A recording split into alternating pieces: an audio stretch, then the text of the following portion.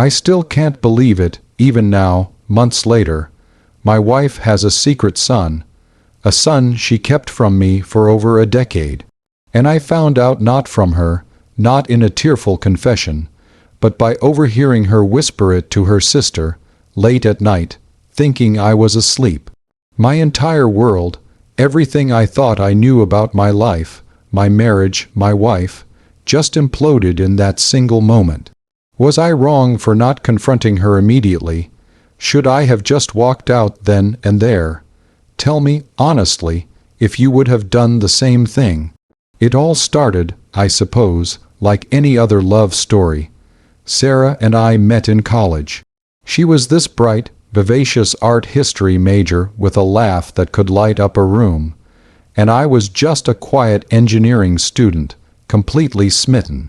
We dated for 4 years, navigating the ups and downs of young love, career aspirations, and figuring out who we were. Our connection felt deep, real, and unbreakable. We talked about everything: our dreams, our fears, our pasts. Or so I thought. We got married 2 years after graduating, a small, beautiful ceremony surrounded by our closest friends and family. Life was a dream. We bought a cozy little house with a big garden, adopted a goofy golden retriever, and started building our future. We often spoke about having children, sketching out names, picturing our lives as parents. Sarah always seemed excited about it, even more so than me sometimes. She'd coo at babies in the supermarket, talk about nursery ideas, and browse parenting blogs. I never once suspected she already knew what it was like to be a mother. Not even for a second. We had a comfortable routine. I'd go to work, she'd work part-time from home as a freelance graphic designer, and we'd meet for dinner, sharing stories from our day. Our evenings were filled with laughter, shared meals, and sometimes just quiet companionship, reading side by side. Our lives felt complete, uncomplicated, and genuinely happy. There were no red flags, no suspicious calls, no odd disappearances that might hint at such a monumental secret. Sarah was an open book, or so I believed. She'd tell me about her family, her childhood, her relationships before me. Nothing was off limits. Or so I thought. The night it all came crashing down was a Friday. Sarah's sister, Emily, was visiting from out of town. Emily and Sarah were incredibly close, sharing a bond that always made me a little envious, but in a good way. They'd often stay up late, sipping wine and talking for hours. I usually joined them for a bit, but that night, I was exhausted after a particularly grueling week at work. I excused myself around 10 p.m., telling them I was heading to bed. I kissed Sarah good night, hugged Emily, and promised to join them for breakfast. I drifted off almost immediately, but then, sometime in the dead of night, a noise woke me. It wasn't loud, just a hushed murmur from the living room. I usually sleep like a log, but I guess something in the tone, the urgency, registered even in my sleep-paddled state. I rolled over, trying to go back to sleep, but the voices, Sarah's and Emily's, kept me on the edge of consciousness. I wasn't trying to eavesdrop, not consciously anyway, but then I heard it. Sarah's voice, a raw whisper, laced with a pain I had never heard before. I miss him, Em, so much. He'd be 13 this year. My heart did a bizarre lurch in my chest. Asterisk 13. Asterisk, what was she talking about? My mind, still half asleep, tried to make sense of it. A family pet. No, the way she said him. It was too personal, too human. Emily's voice was softer, comforting. I know, honey, I know you do, but you made your choice.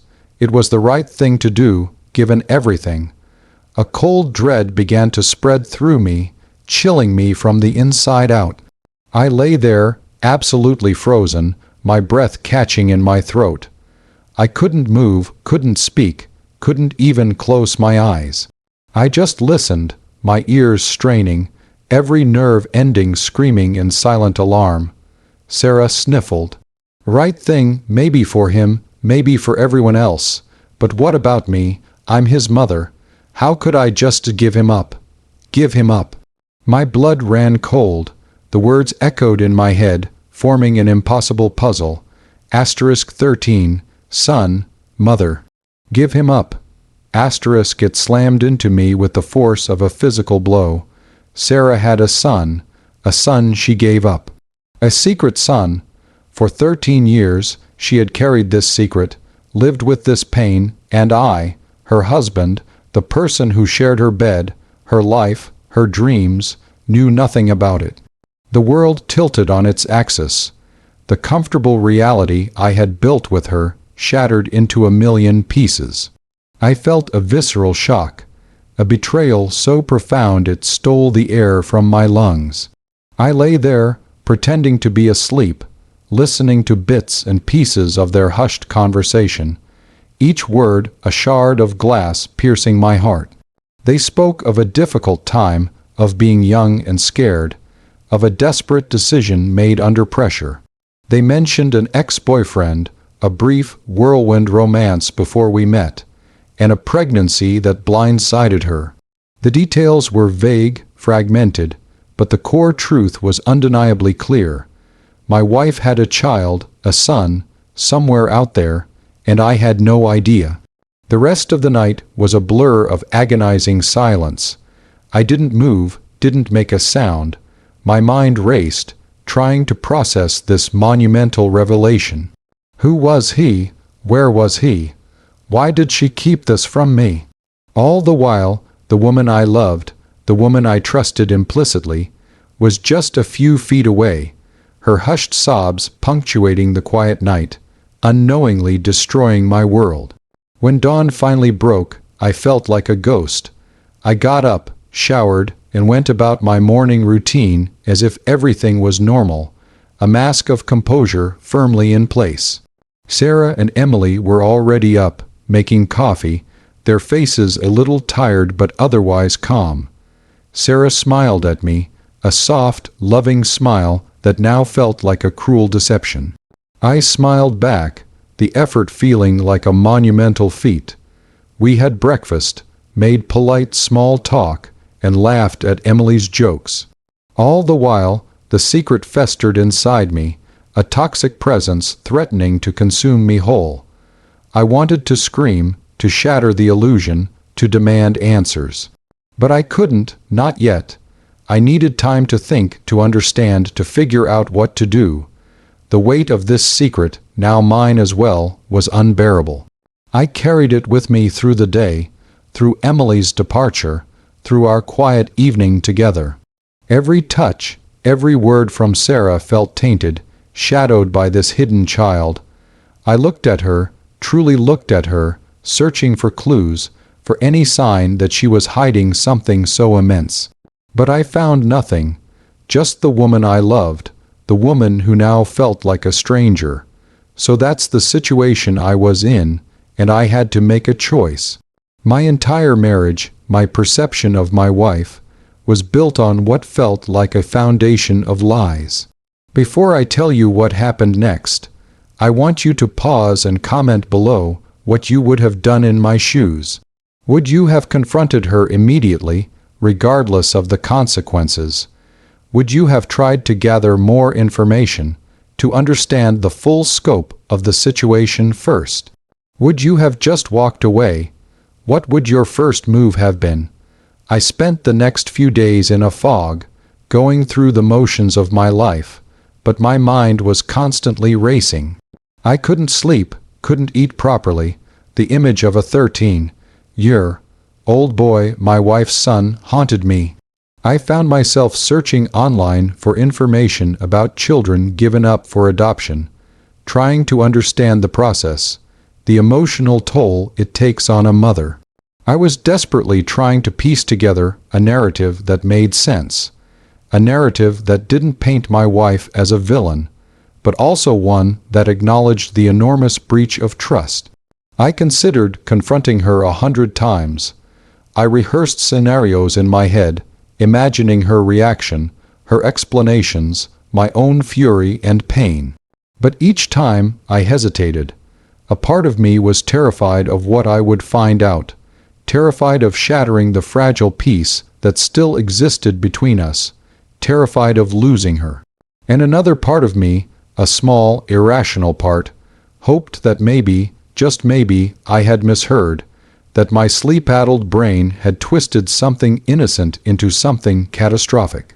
But deep down, I knew that was just wishful thinking.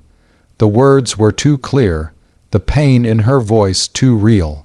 The turning point came a week later. We were sitting on the couch, watching a movie, and a scene came on where a character confesses a deep, dark secret to their partner. Sarah teared up, and I saw her discreetly wipe a tear from her eye. In that moment, something inside me snapped. I couldn't bear the hypocrisy, the continued deception. The weight of the secret was crushing me. I paused the movie, turned to her, and my voice, to my own surprise, was calm, almost detached. "Sarah," I started, "we need to talk." She looked at me, a flicker of apprehension in her eyes. "What about, honey, is everything okay?" I took a deep breath, trying to steady my trembling hands. I overheard your conversation with Emily the other night, about your son." The color drained from her face instantly. Her eyes, usually so vibrant, widened with a mix of shock and horror. She opened her mouth to speak, but no sound came out. She just stared at me, frozen, like a deer caught in headlights. The silence in the room was deafening, thick with unspoken truths and years of hidden pain. Finally, she whispered, You heard." Her voice was barely audible, raw with emotion. I nodded, my gaze unwavering. "Every word, about him being 13, about you missing him, about giving him up." Tears welled up in her eyes, silent trails tracing paths down her pale cheeks. She looked away, unable to meet my gaze. I can explain." And then, the floodgates opened. She confessed everything. The story was even more heart-wrenching than I had imagined. She was 19, fresh out of her freshman year of college, when she met a charming, older man. It was a whirlwind romance, intense and fleeting. He was manipulative, she admitted, and quickly disappeared when she told him she was pregnant. Alone, scared, and ashamed, she felt she had no other choice. Her parents, strict and conservative, would have disowned her. Emily was her only confidante, her rock through the darkest time of her life. They decided on a closed adoption, carefully selecting a loving family for her son. She described the agony of giving him up, the physical pain of childbirth compounded by the emotional devastation of letting go of her baby. She explained how she had tried to move on, to bury the past, to build a new life with me, a life free of the shadows of her past. She said she loved me more than anything, that I was her safe haven, and she was terrified that if I knew, I would leave her. She had been living with this guilt, this secret, for so long, and it had consumed her. She pleaded with me, begging for my understanding, for my forgiveness. She said she had always intended to tell me, but the right moment never felt right, and the longer she waited, the harder it became. My initial reaction was a complicated mix of anger, pain, and an overwhelming sense of betrayal. How could she have kept this from me for so long? How could she have built our entire life together on such a monumental lie?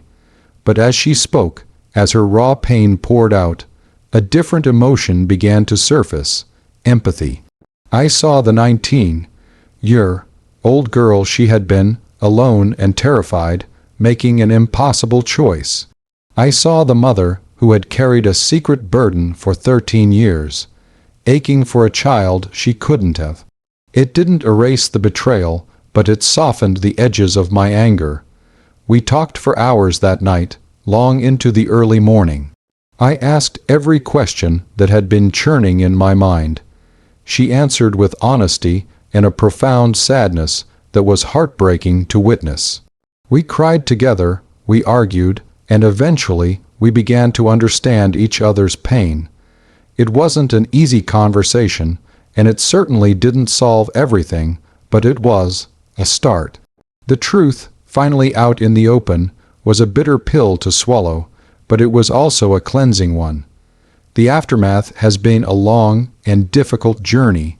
We decided to go to therapy, both individually and as a couple. It's been crucial in helping us navigate the emotional wreckage. Sarah is slowly coming to terms with her past, with the grief she suppressed for so long. She's started a journal, writing letters to her son, a way to process her feelings and acknowledge his existence. We've even discussed, very tentatively, the possibility of trying to find him one day, when the time is right, when we are both emotionally strong enough to handle whatever that might bring. For my part, I'm learning to reconcile the woman I fell in love with, the woman who kept this immense secret, with the woman who now stands before me, vulnerable and brave. The trust, once shattered, is slowly, painstakingly being rebuilt. It's a fragile process, 2 steps forward, 1 step back, but we're committed to it. Our love, though tested in the most profound way, still exists, still fights to survive. This secret son, once a destructive force, is now an undeniable part of our shared history, a shadow we must both learn to live with, and perhaps, one day, embrace. This entire experience has been the hardest thing I've ever faced. It's taught me about the hidden depths of human pain, the complexities of love, and the enduring power of secrets.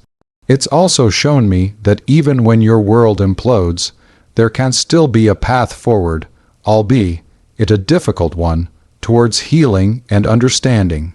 It's a daily effort, a constant conversation, and a commitment to radical honesty. Like this video, if you were on my side, if you think I handled this mess with grace, or if you just feel for what we've been through. Subscribe for more stories like this, because sometimes life throws curveballs you never see coming. And please, share your final thoughts on this whole mess in the comments section. I'm eager to hear your perspectives, your judgments, and your advice. I'll see you all in the next story.